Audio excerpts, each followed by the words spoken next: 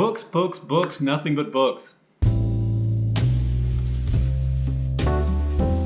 Hello and welcome back to Bookish, and welcome to my January wrap-up of all the books that I read in January, which I'm just going to talk about books. So if you've been watching my channel lately and thinking, wow, that guy never talks about books on his BookTube channel, let me go ahead and set your mind at ease. This video is about books. Now, I didn't post a wrap-up for December. In part, that's because I had a really hard reading month in December. I think I only read 4 books maybe in December. I'm going to talk about one of those today. As a matter of fact, it'll be the first book I talk about. But the other books I listened to were audio books for the most part, and 2 of those books ended up being on my best nonfiction books of the year. The other one was an Anne Cleeves Vera mystery, which I listened to.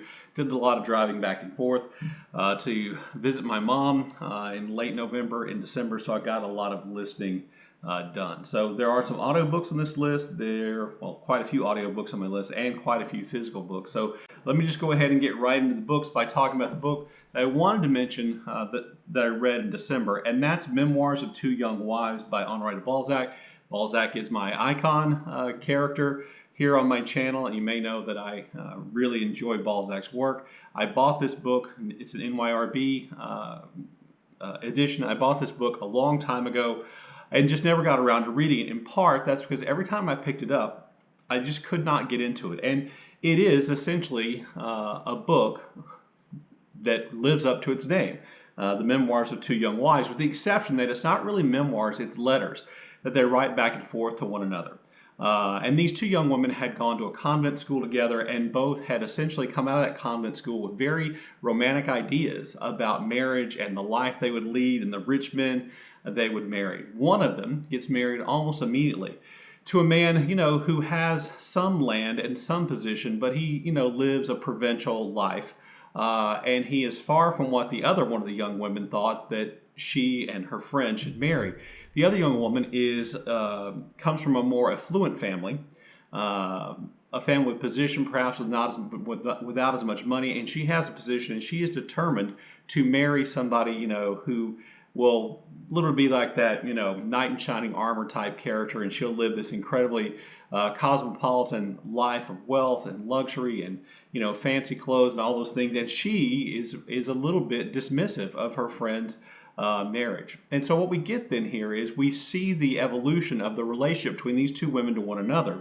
But we also then get an idea of their character and of what their marriages end up being like, because the second young woman does marry essentially a Spanish diplomat kind of person who was a bit down on his luck, but ends up having a fortune. And both of them appear to be very much in love with their husbands, and they both then live these very different lives. And at times they live lives where they are almost completely separate from one another, and even their letter writing slows down. But you get this really, I think, one of the things that Balzac is great at is these kind of subtle development of characters, and this ability to tell a story of these 2 young women and their marriages and their relationship with one another and their relationship to children, which they both have, and tragedies which strike their lives, are all exposed through the way in which these women write letters to one another. And their voices are distinct, and their stories are distinct, and it has that great, Balzac kind of be careful what you wish for type thing. It has kind of a fall of a haughty character, one of the young women, the kind of triumph perhaps of the less confident of the women, even though she grows in confidence over the course of the novel. And it really is just brilliant. I wish I had talked about this in January, because I think there was a new reading event this month called Epistolary January or something like that, and this would have been a great book. If you like epistolary novels and you have read Balzac before, this might be a good place to start. So I did want to mention that one book that I read. Definitely is a physical book from December.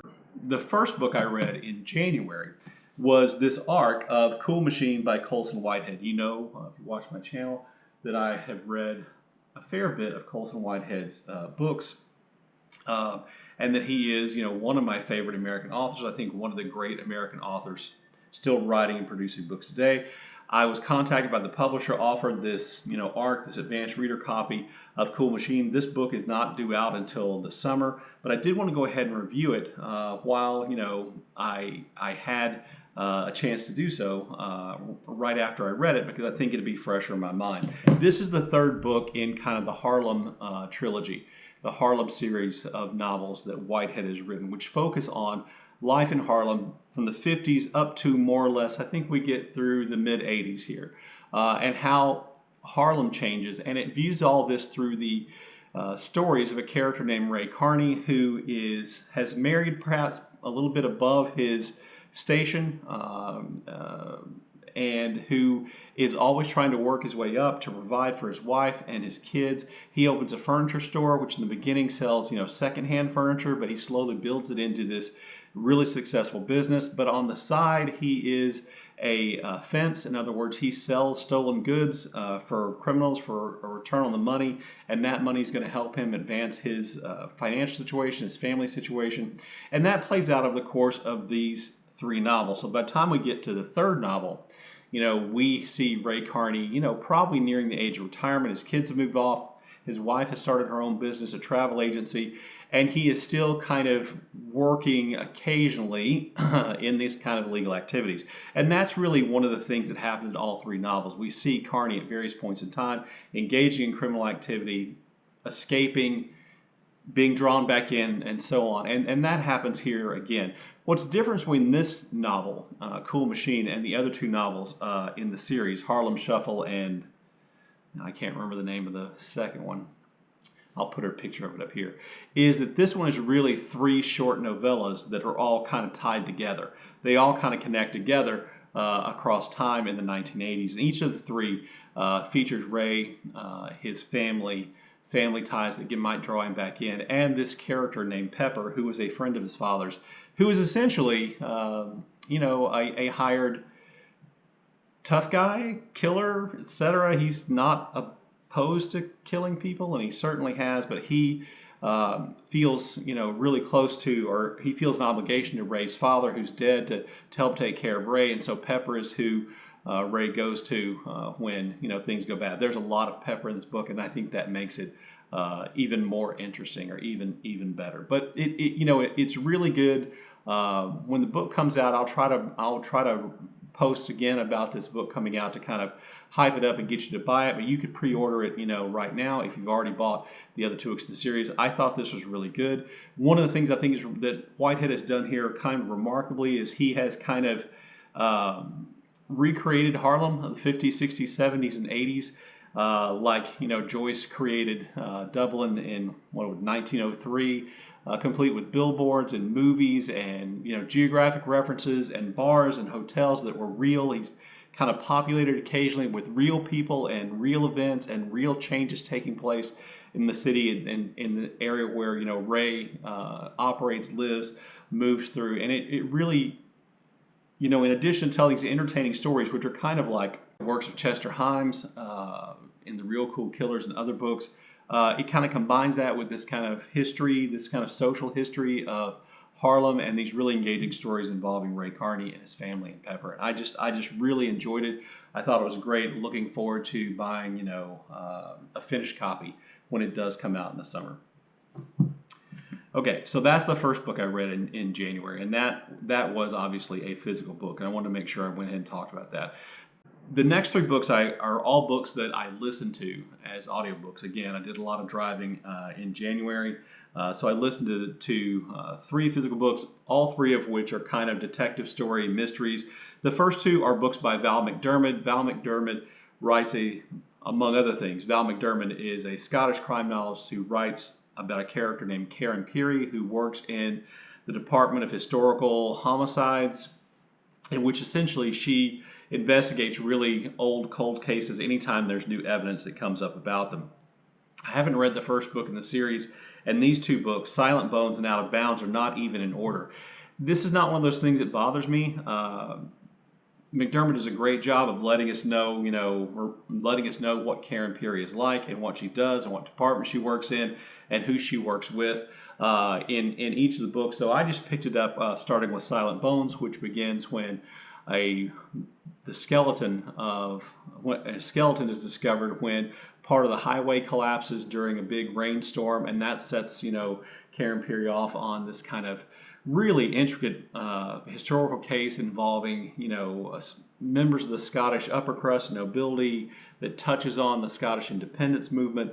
And it just really was an interesting story, and I thought well done. I think Karen Peary is a great character. The people that Karen works with, the other two characters that she works with in her office are entertaining and I think well developed. Out of Bounds came before Silent Bones, and in this case, Karen Peary is essentially alerted to a cold case that has been on the books for about a decade when a young man gets involved in a severe car accident, and his blood work reveals that his DNA connects him to somebody who is a potential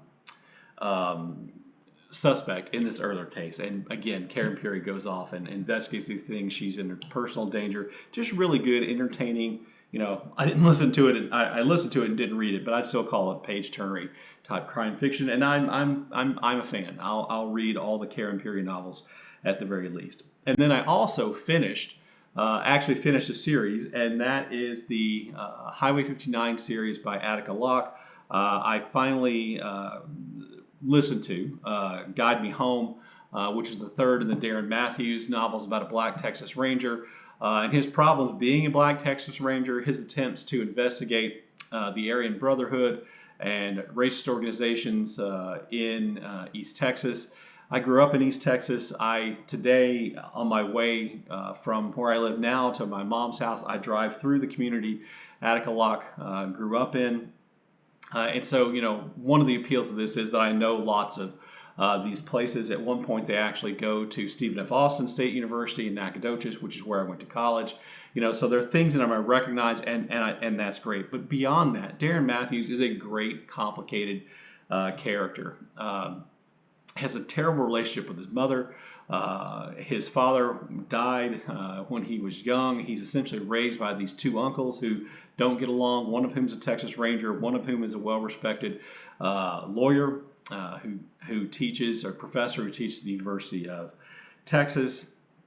And he finds himself in a morally compromising situation, which might result in him going to jail. This happens in the first two books, and yet he remains a Texas Ranger, and he solves crimes connected to, the Aryan Brotherhood and other racist organizations in East Texas. At the end of the second book, he resigns from the Texas Rangers, and we pick up here within the third book.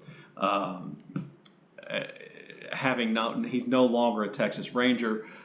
He's drinking a lot. He does definitely have a drinking problem.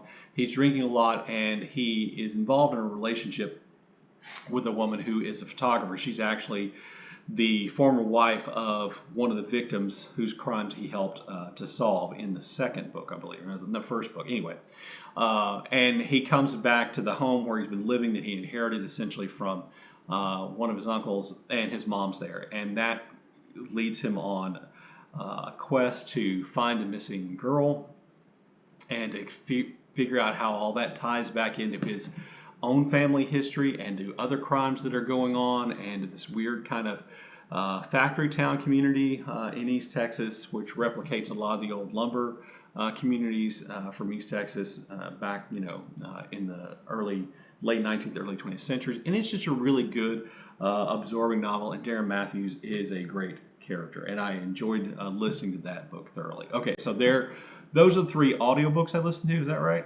Nope. Yes, those are three audiobooks that I listened to.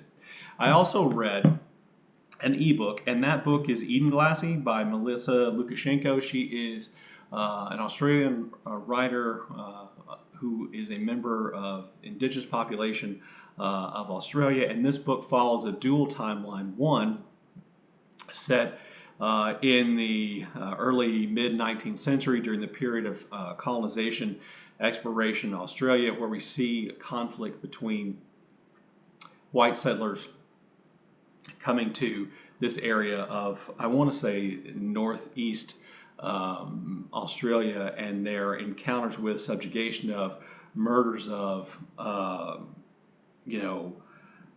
genocide of indigenous populations there.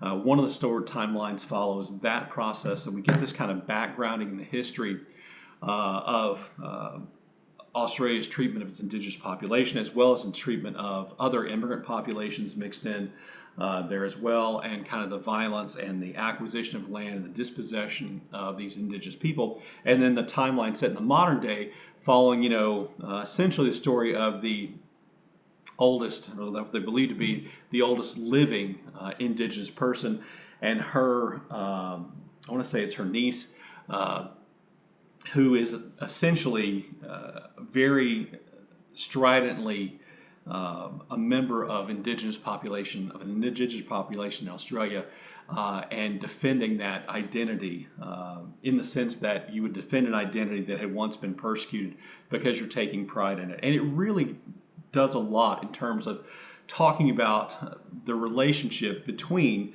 the colonized and the colonizer, and the impact that has moving forward through history, and how, colonizer populations, perhaps in the modern times, are seeking to, at least in some way, address the past atrocities that took place. And it kind of folds that all up into a really entertaining story on the whole. Now, the book also has elements of what people will refer to as magical realism, and I'm going to start. What it really is indigenous spiritual belief. That's really what it is. It's not like, magical realism, they're fairies and dwarves and gnomes. It's magical realism in the sense that indigenous people believed in spirits and ghosts, and that is true in the 19th century timeline and the 21st century timeline. And so you do have to kind of, I think, be okay with that, because it kind of, in the 21st century timeline, it kind of comes almost out of nowhere. And then all of a sudden it's there, and it's a present and important part of the story. And I think you have to be able to accept that. That wasn't my problem. My problem with the story was that I thought the 19th century timeline was a little too obvious, a little too predictable, and then it ended in a really quick way, which, I found to be a little disappointing, which, to be fair, is probably the most realistic way that timeline could have ended, considering it was focused on one indigenous man who was having issues with the white-dominated society in which he found himself living. I felt that was a little predictable. I much more enjoyed the 21st century timeline, which really, on the whole, I thought got a lot less attention than maybe it should have. And then within that 21st century timeline, there was a character who really, to me, just felt like a plot device. He just felt like a way to move the 21st century action forward, and then as a way for the author to kind of explore modern day ideas about belonging to these indigenous groups. So you could have a character be very strident about who she did and didn't think belonged, and that character felt like he was only there to serve those purposes, and that to me was a flaw in the book. I read this book as a part of the Panero Reading Project, which I've been a part of for some time last year, which began by reading all the books by Claudia Panero. I got in late, didn't read all the books, but that group has continued on and reading other books. I was able to join that group this year, and I really enjoyed that discussion that we had on Voxer. And so even though I found the book to be, kind of a little above average perhaps, it was great to hear other people's input and ideas about the book. Yes. Okay, so the next two books are books that I did standalone reviews of. So I'm just going to hold those books up, and I'll put a link to these two reviews at the end of this video. The first one of those is One Day Everyone Will Have Always Been Against Us by Omar El Akkad. This is talking about the West and the United States response to the genocide in Gaza, and how essentially the West failed in its stated goals to prevent genocide or these kind of things from happening. Really powerful, moving book. I think everybody will read it and in some way recognize themselves in part of the continuum here, and I think that makes it a very valuable read. The second book that I've already posted a review of is Vaim by Jon Fosse, which is essentially about these 3-4 characters whose lives become intertwined because one of them is going to take his yearly boat trip from the village of Vaim to Bergen, and his mission this time is to buy a needle and thread. It's written in Fosse's style, and again, there's a complete review of this on my channel, which I'll link to at the end of this video.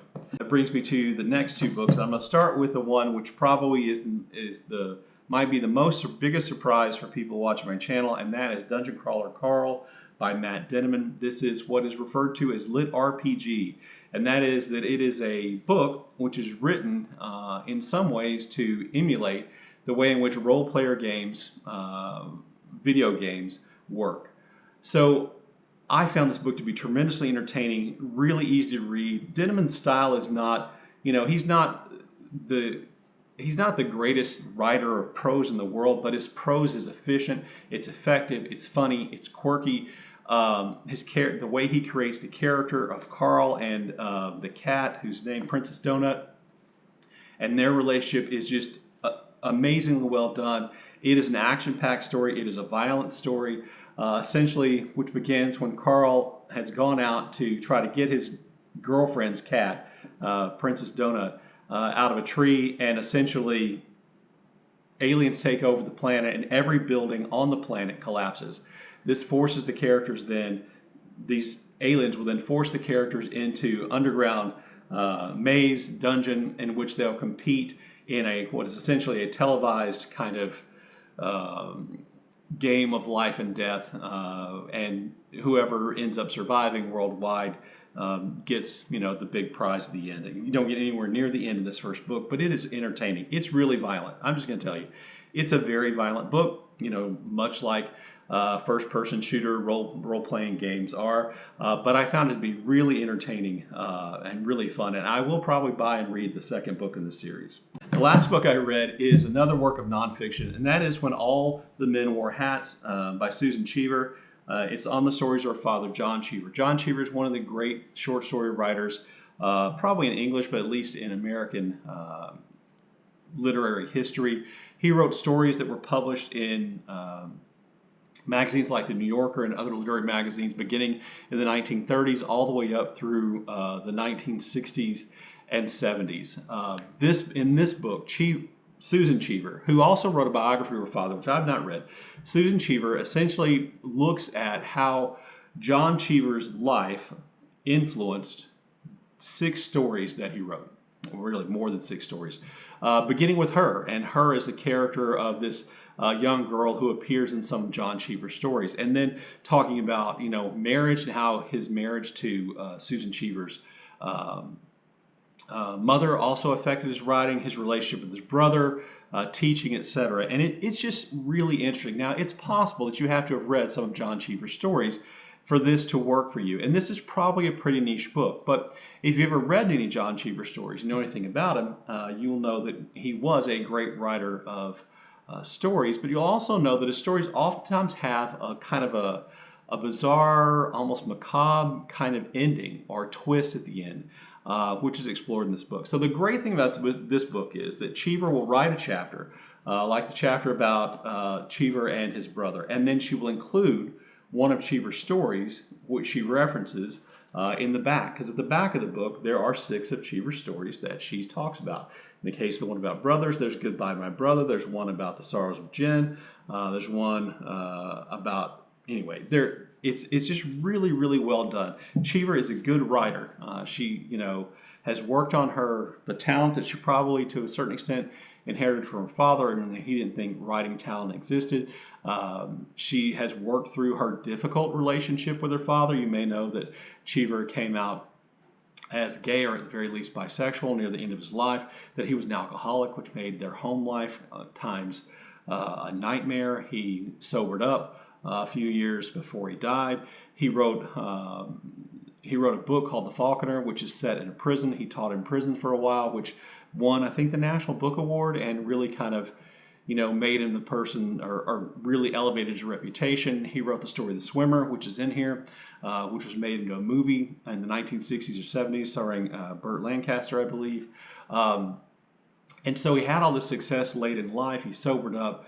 He came out, all those kind of things. And he wrote everything down in these journals, which he very carefully kept secret, in which Susan Cheever found after his death and was shocked and surprised by it and had to work her way through. All of that is in the book, but it's all there with a sense of humor, a sense of irony. It can be touching at times. It can be difficult at times. You can tell that her relationship with her father is one in which she deeply loved him, and she was trying to protect him from people who would, after his death, exploit him. And at the same time, she acknowledges all the pain, suffering, damage that he, in fact, caused. And one of the more ironic things is that Susan Cheever went on to write a biography of him. She was a reporter. She worked for Newsweek. She wrote novels. She's written this book. And Jon Cheever essentially refused to help her become a writer at all, even though that's what she wanted to do. Just kind of a really, really good nonfiction book. But I will admit, if you have no interest in Jon Cheever, you may not want to read it, but you should have an interest in Jon Cheever. So you might want to pick up The Collected Stories of Jon Cheever, which was published before his death as an idea that wasn't his, and just a brilliant book of short stories, which will give you an appreciation, I think, of Jon Cheever. If you want to read those short stories before you read the book, or you can just read the book stories in the back. Go to a bookstore, pick up the book, read one of the stories. See if you like Jon Cheever, then think about reading the book. Anyway, there you go. There is my book wrap up for January and one book from December. If you've read any of these books, have any thoughts about these books, please leave those comments in the comment section down below. And as always, thank you for watching.